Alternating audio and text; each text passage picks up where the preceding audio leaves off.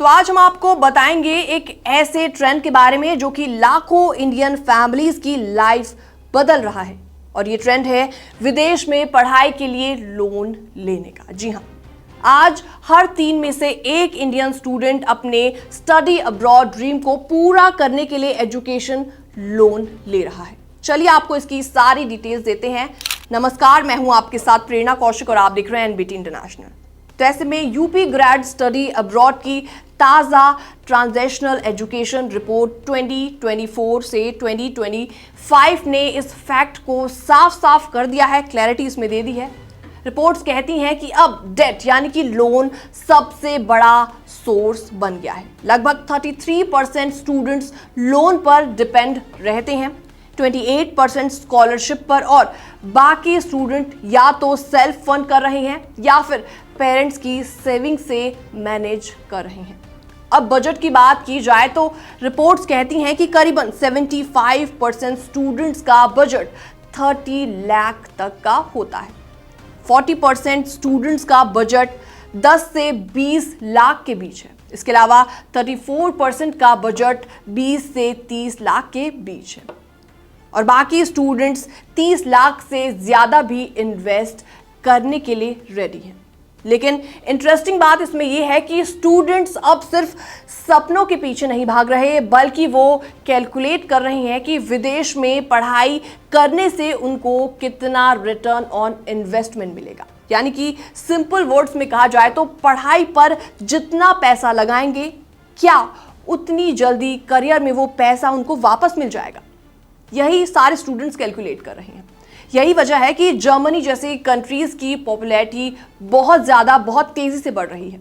2022 में जहां 13% students Germany जा रहे थे, तो वहीं अब 2024 से 2025 में नंबर 32.6% तक पहुंच गया। क्यों? क्योंकि जर्मनी में एजुकेशन कंपैरेटिवली अफोर्डेबल है और करियर अपॉर्चुनिटीज भी अच्छी खासी हैं। तो वहीं दूसरी तरफ यूएस और कनाडा जैसे पुराने फेवरेट डेस्टिनेशन की ग्रोथ थोड़ी सी स्लो होती जा रही है।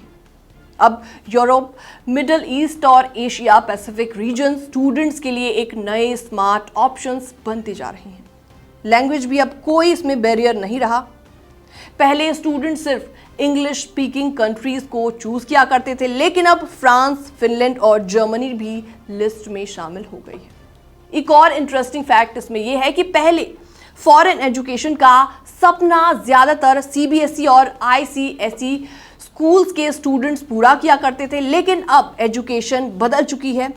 फाइनेंशियल ईयर 2024 के डेट के मुताबिक 56% एस्पिरेंट्स स्टेट बोर्ड स्कूल से आते हैं। यानी कि छोटे शहरों और छोटे स्कूल्स के बच्चे भी अब स्टडी अब्रॉड की दौड़ में आगे लगातार बढ़ रहे हैं। अब बात करते हैं स्टूडेंट्स की मोटिवेशन की।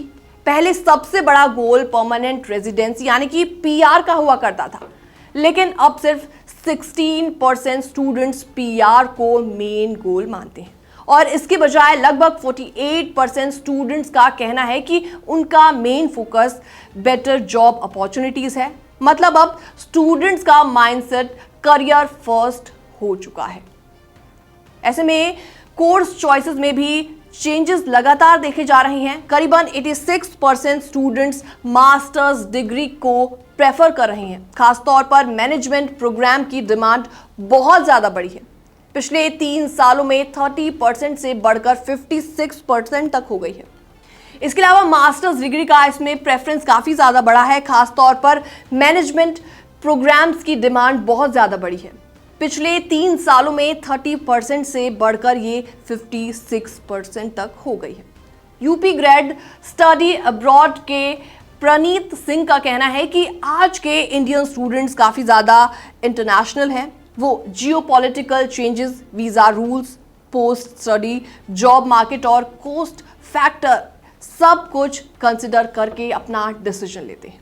लेकिन यहाँ एक बड़ा सवाल ये भी उठता है कि क्या हर स्टूडेंट को उतनी अच्छी सैलरी मिलेगी कि वो अपना लोन आराम से रीपे कर पाएगा।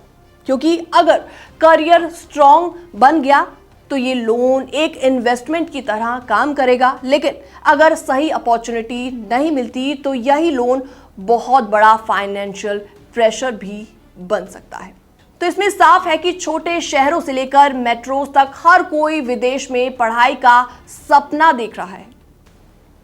एजुकेशन लोन आज रास्ता आसान बना रहा है, लेकिन प्लानिंग और सही डिसीजन लेना उतना ही ज्यादा इंपॉर्टेंट है, वरना ड्रीम एजुकेशन कहीं फ्यूचर का प्रेशर, फ्यूचर का बोझ ना बन जाए। फिलहाल इस रिपोर्ट में इतना ही। बाकी तमाम अपडेट्स के लिए बने रहिए एनबीटी इंटरनेशनल के साथ।